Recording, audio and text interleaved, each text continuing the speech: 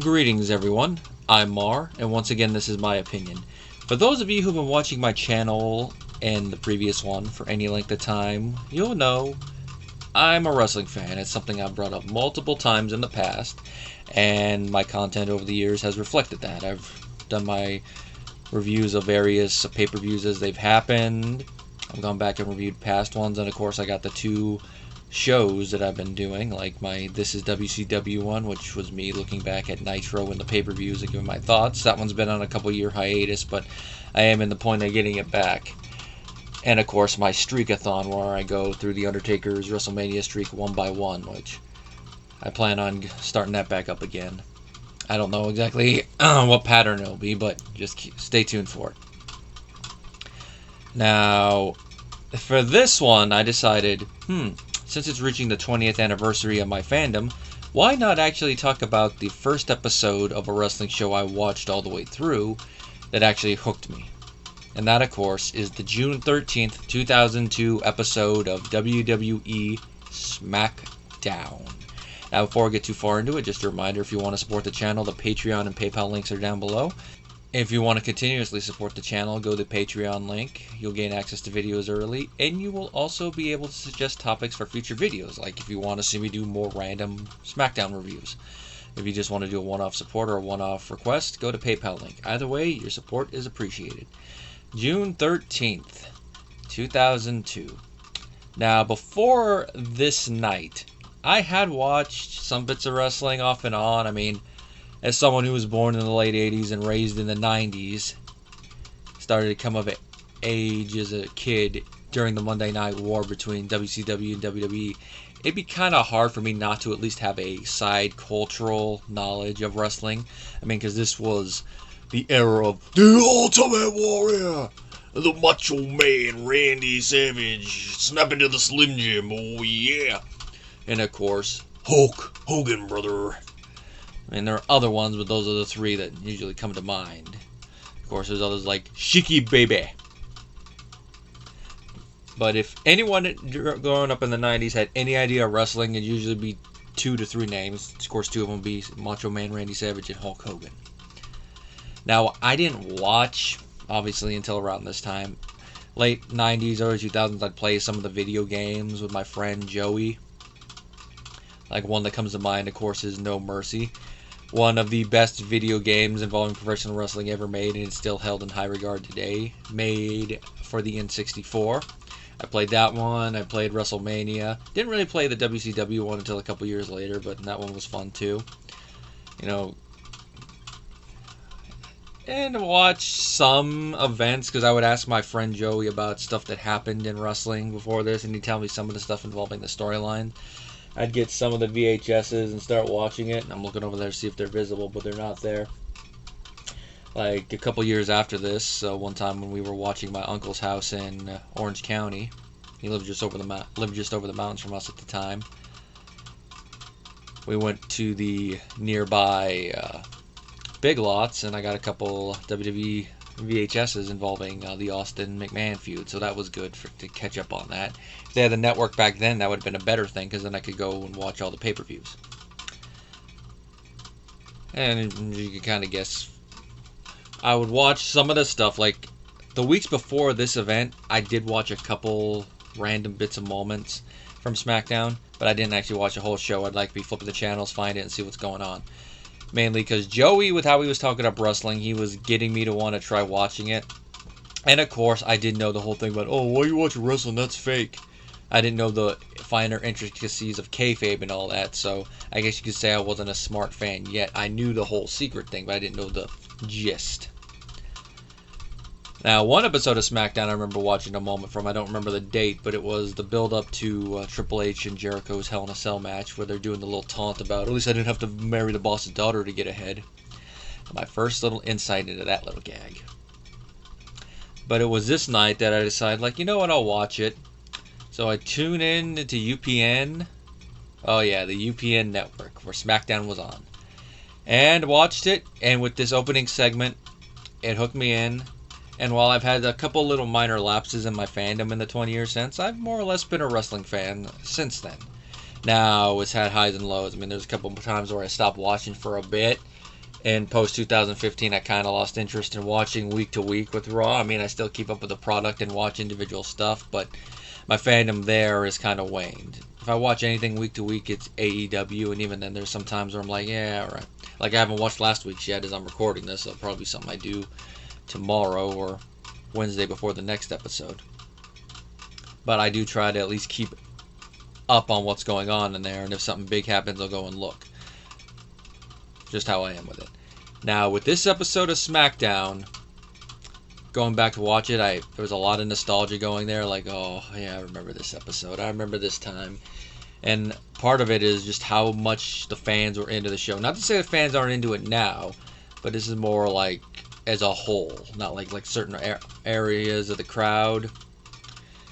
It's just one of those things that, like, oh, the post-Attitude Era. Fans are still into it. Audience hadn't been shrunk to the point it is now. It was still in that area to where it's not quite fully 100% Attitude Era with content, but they still are being allowed to do more stuff than they are now because they're not PG yet. And this was the beginning of the Ruthless Aggression Era, the era that I really look back on as a fan and really do love. Because better in-ring work than the Attitude Era, but they're not as stringently controlled as now. So it's that nice middle ground. Now I think I should probably get into what this episode of SmackDown entailed. Now, this was the era of the WWE Undisputed title. I mean, they kind of have it now, back with Roman Reigns carrying both belts. But they keep going back and forth on whether they're officially unified or it's just one person holding both belts. You know, kind of like with the boxing championships, where they call themselves the unified champion if they have all of them, but they're not 100% together. You can defend them together or individually. Here, the WCW and the WWE titles were fully unified under the WWE banner, hence it was the Undisputed title. The lead up to this was that Hogan had lost the Undisputed title to The Undertaker at Judgment Day. That whole event I can just give my own thoughts on at another time. But let's just say that has the worst looking chokeslam you'll ever see. Hogan did have back issues, which of course you kind of understand it, but really at least make it look a little bit better than that, more passable. Well, because of the fact that Undertaker cost Triple H the Undisputed title when him and Hogan went at it, they had some beef. Of course, Hogan has some beef with Undertaker because he just lost the title. So the week before this, Undertaker and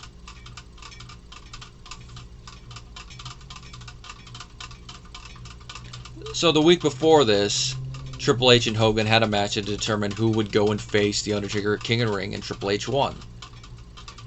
And that leads to this week having the contract signing 10 days before the King of the Ring. Now, to add more to this, because it's going to be brought up on commentary all throughout the night, this was the week that Stone Cold Steve Austin walked out on the WWE. So I picked a perfect week to start watching wrestling like this. Was the week that Austin decided to take his ball and go home, as it were. And for those of you who weren't watching, the reason he decided to take his ball and go home, he'd been having issues with creative for a while, since around WrestleMania. You know, the whole thing with Scott Hall. But here, he was starting to have more issues because of the fact he was scheduled to wrestle Brock Lesnar in a King of the Ring qualifying match, which he had no problem doing. But his issue was the fact that it was no build, and it was on free TV. When the way he was looking at it, it's like him and Lesnar could have had a great money match, but if they built it up properly. And I would say, based on how big of a star Lesnar became later, Austin is right in this. Because just think about how big of the match would have been if they had waited and had those two face later on in the King of the Ring. And then Austin loses to Lesnar on pay-per-view. I mean, Lesnar was made a star by winning the King of the Ring, but imagine how much more his stock would have risen if he beat Austin in the King of the Ring to win it, and then later in the year, he beat The Rock to become Undisputed Champion. And then, of course, the whole thing later on in the year, beating Undertaker inside Hell in a Cell. Now, we still would have had some fans going, and they're pushing Lesnar too fast, they're shoving him down our throats. But just imagine how big he would have been made. He would have been made perfectly that way. I mean, he was still made great, but just imagine with that one extra feather in his cap. But alas, it didn't happen because Vince decided, you know what, Paul, we're going to put this on live TV. It's one of those times like, no. And I know some of his yes men like Laurinaitis and Pritchard are probably going to go, well, tell us what places you've booked and make that decision. Which I really do hate that argument when people try to say, oh, you have to have been in the business in order to critique it to that level or give ideas like that. No, you don't. Just being in the business gives you a little extra oomph because you know the insights of it. You could still make a critique like that when it's a common sense one, when you could see with your eyes. And with this one, them wanting to put them at the beginning was a stupid decision.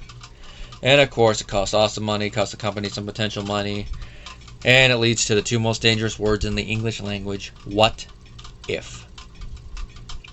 But Austin walked out, and they would trash talk him, mainly on Raw, but they bring it up in the commentary and talk about, oh, watch WWE Confidential this week, which I do remember that show. Maybe one of these days I'll do a video essay on it and give my thoughts on it. I'm actually surprised Brian Zane hasn't done one over on his Wrestling with Regret channel, but I guess that is what it is. Now back into the show proper.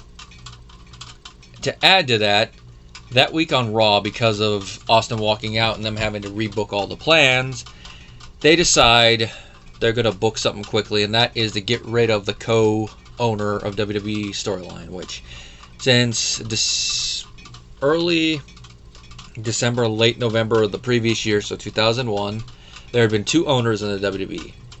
Vince and the returning Nature Boy, Ric Flair. Now this was carrying on from the Invasion storyline, where in order to get the capital to buy ECW and WCW, Steph and Shane sold their stocks in a consortium, and it turns out the consortium was Ric Flair. So him and Vince were partners. This led to a lot of fun moments, like the Stone Cold Booker T grocery store brawl. We got a jackass on aisle 5. Jackass on aisle 5. All a bunch of other fun moments. And of course, after WrestleMania, we got the first brand extension where Vince was in charge of SmackDown and Ric Flair was in charge of Raw, which led to a lot of fun stuff involving Flair and Stone Cold, part of which was spurred on by the fact that Flair inadvertently screwed Stone Cold in a number one contenders match against The Undertaker at Backlash on camera, and that's why they were having the storyline. And then of course leads to this moment. Vince comes out, starts lambasting and degrading Flair on the mic, and they decide they're going to have a match, and the winner gets 100% control. Now it looks like Flair's going to win. He gets Vince locked in the figure 4 leg lock, and Arn is standing over him. Now at this point I had no idea who the Four Horsemen were, so I had no idea who this was talking to Flair. I vaguely knew who Flair was due to my knowledge of pro wrestling, and then of course talking with Joey. But watching this, I'm like, who the hell is this? And then Lesnar comes out. Arn thinks better of it, which the way Arn sells, he's like, oh yeah, I'm out of here. Then, of course, Lesnar gets up Flair, F5s his butt, and Vince McMahon is now 100% owner again. And, of course, it's mine. It's all mine. I'm going like that. Perfect way to win there. And, of course, carries into the beginning of this episode of SmackDown, where Vince McMahon is now the 100% owner. And he goes on a little tirade to the people like, I'm 100% owner. And degrades the people a little bit, but with how Vince is here, he's acting like a tweener. I mean, he's doing some heelish stuff, but also some facious stuff. So he's kind of like neutral evil, I guess you could say. Which would change after a bit, but right now he's neutral evil. And he calls out both The Undertaker and Triple H to come and do their contract signing. And they do. Triple H doesn't want to sit, but he signs it. And then The Undertaker, since he's in the middle of his big evil heel turn right now, after the contract is signed, he and some of the security guards jump Triple H. And of course, Triple H cleans house, gets good old Sledgy, starts cleaning house. It's like, dead man, get your ass out here. And Triple H decides he's going to take the show hostage. Now, this had been done before to a certain extent. I mean, in the Attitude Era, there was that thing where Austin took the show hostage, but he was fired at that point. Now, this is the first time me seeing a wrestler take a show hostage, so that's part of the reason I got hooked. And then with everything that followed in this episode, I'm like, all right, maybe I'll actually start watching a bit more. Started watching week to week, and then that's what hooked me as a fan. Of course, it was during the summer, so I could watch this stuff a bit more easily than when school started up again. Then I'd have to especially be careful, especially when I started watching Raw, 9 to 11. But this is also the era where it's some nights I'd stay up till 3 a.m. to watch episodes of Inuyasha on Adult Swim, so I was used to it. It stays up till 3 a.m. Oh boy, 3 a.m., as it were. Now, Triple H is holding the show hostage. Billy and Chuck try to go out there and kick him out of there, which this is my introduction to them and their whole storyline. Now, when Triple H initially made the comment about them finding the new definition to the phrase "suck it," which was Triple H and Billy's catchphrase when they were both partners in DX, you know, let's get ready to suck it. I did not get what the joke was. I didn't know anything about the storyline with Billy and Chuck, but of course this was where they were subtly building up that they're gay, and of course later in the year it led to them doing the whole gay marriage storyline, which turned out to be a publicity stunt. And of course, Eric Bischoff being the officiant, 3 minutes. Did I just say 3 minutes? Carried on into that one. I had no idea about it. I knew who Billy was from No Mercy, but I had no idea who Chuck Palumbo was, and I had no idea who Rico was. Or at least beyond the previous week seeing him being tag team partners with Rikishi, because I had seen that, but I didn't understand the context of that storyline. But having known that, I get why he's having a match with Rikishi, and he would get his revenge. Which, of course, they didn't have that match that night, so there's that. And of course, after Triple H makes his comment in his gay innuendo joke, Billy and Chuck go to the ring with chairs. Triple H knocks them the F out, which is another thing. This is when WWE was getting the F out. They're still having those slogans. So when they had to change their name to WWE because of the World Wildlife Fund, which, I mean, people lambast them, but it's like, hey, they had the name first. So there's that.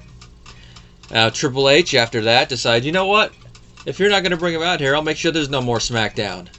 And I love how he casually just walks out of the ring like, you can't have a SmackDown without an announcer's table. And then he starts going to town on the announcer's table with his sledgehammer.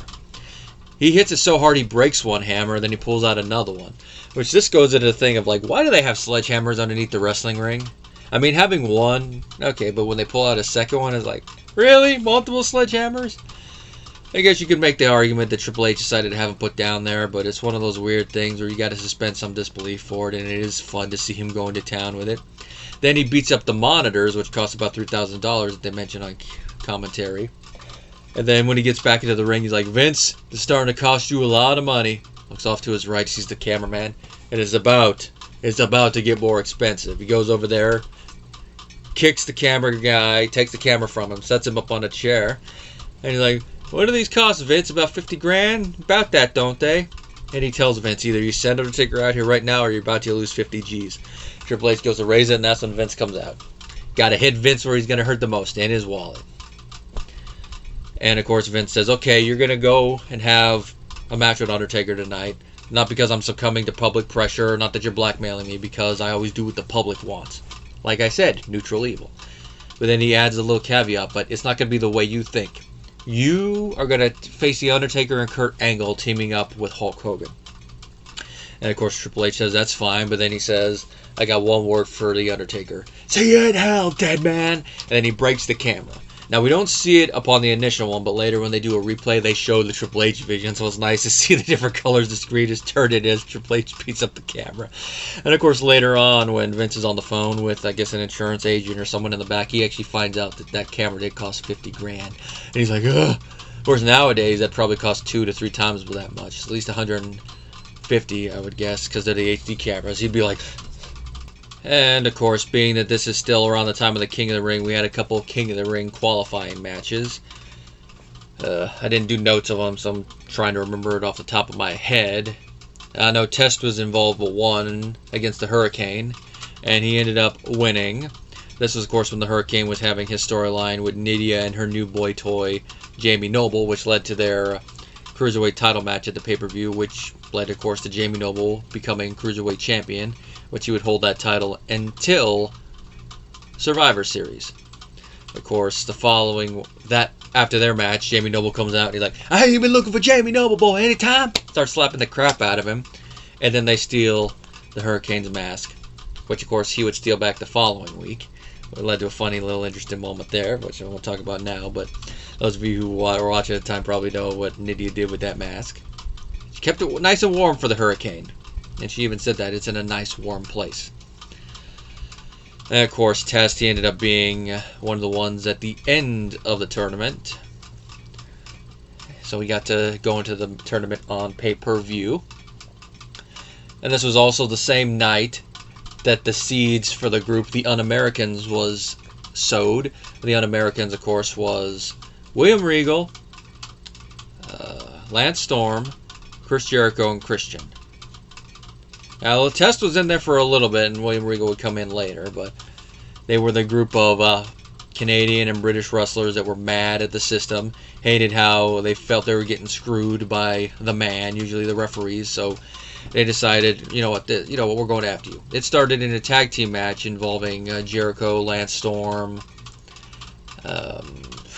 forget the other two involved off the top of my head, sorry, I didn't do the notes there. But the main important thing of this match was that it ended with a roll-up where both wrestlers are being pinned. The one doing the pin got his shoulder up, and Lance Storm also got his shoulder up, but it was the opposite shoulder from where referee Brian Hebner was, so he couldn't do it. He couldn't see it. Then afterwards, he goes out like, hey, my shoulder was up. That was on 3 count. Sorry, I just counted what I saw. And then when he finds out it's Brian Hebner, he's like, yeah, typical American. You see what you want to see, not what's really there. And this would continue on for weeks as Canadian wrestler after Canadian wrestler were getting screwed, leading to Lance Storm to do his America Sucks promo. Of course, they would continue on, and they would eventually get involved in Kane's return storyline where they're going to burn the American flag. Then Kane comes out and kicks some butt. They would eventually win tag team title gold, and their group would go from there until it was dissolved. But it was that storyline. Which, if I remember right, they were not the biggest on. It's like, why are we anti-American? I live in freaking America and all that.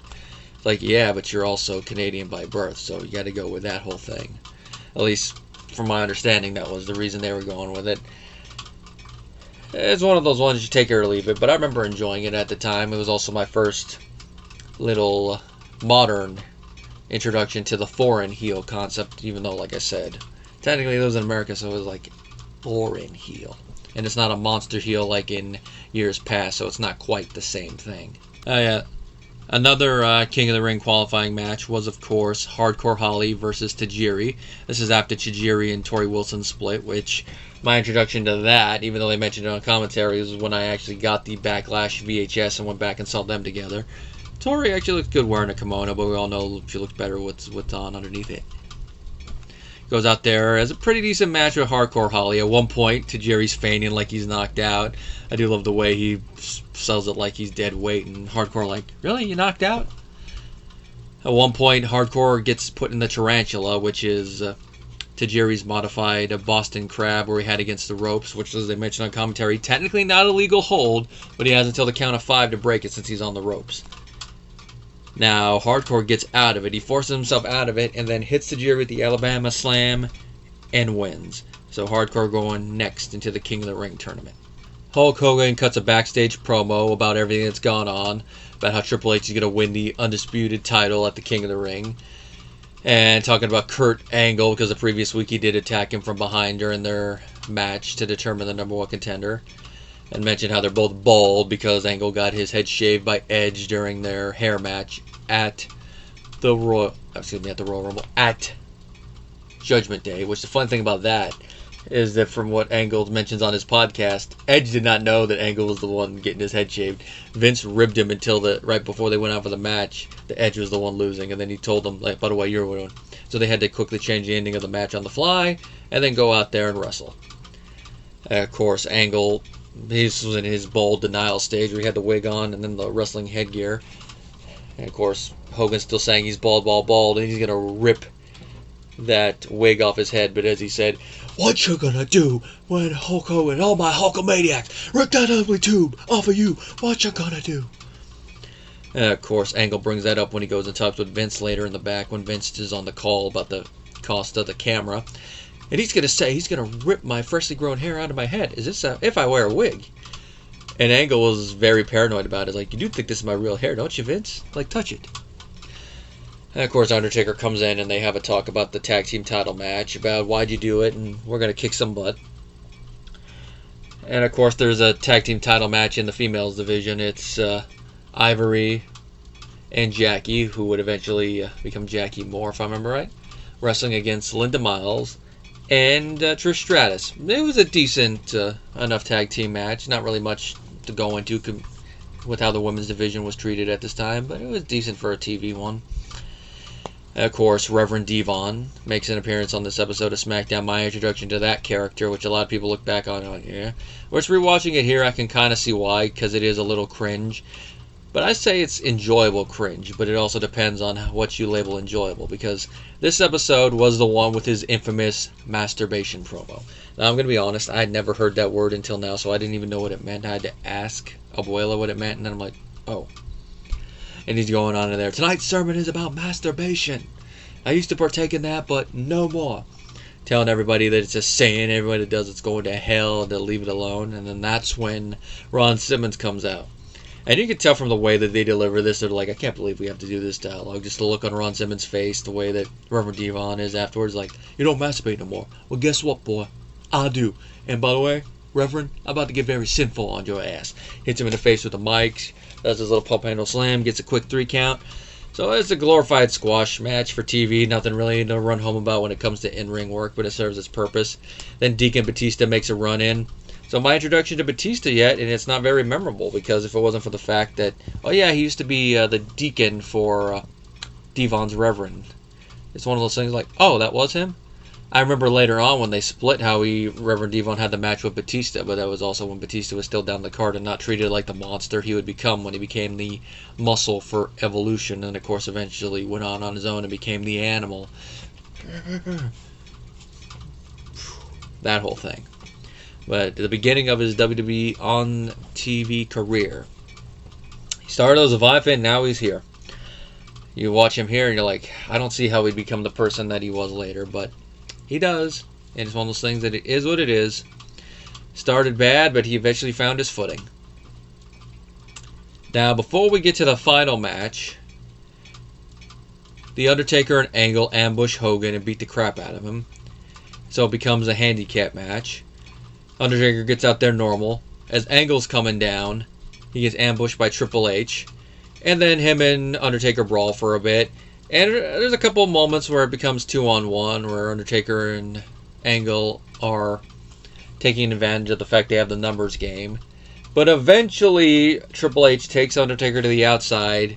He hits him with a steel chair, which I'm surprised the ref did not disqualify at that moment, because he decides to disqualify once Triple H uses the sledgehammer, which it's like, watching that I'm like, really? Were you showing restraint when he didn't do it with the chair? And you decide, okay, I have to when he did the sledgehammer? Or were you blind? He's like, don't forget who the referee is. Which he wasn't for this one, but one thing that was kind of fun while looking back, I'm like, ooh, we got Teddy Long as a referee moment. Because it would have been both him refereeing a tag team title match and a match where someone's going against The Undertaker. Not one-on-one with The Undertaker, but still with The Undertaker. Those are little references to when Long was the GM, in case you didn't know. Now, the match is disqualified. Triple H loses by disqualification because he decides to use Sledgy. He eventually gets beat up by Angle. He gets Angle slammed. Angle's posturing, taking the straps down, like, ooh. And he starts making his way to the back. And I'm like, okay, Hogan's going to be doing the run-in, if I remember right. Then Hogan comes out, you can tell he's selling it, and then he does the axe handle there. Hogan channeling his inner Captain Kirk there. And he takes Angle back to the ring. Him and Triple H do some double-team punches. Then Triple H looks like he's going to go for the pedigree. Angle reverses the pedigree, but since the straps are down, Triple H grabs the bottom of his singlet, pulls it down, and we get an Olympic full moon, as Taz calls it on commentary. And we see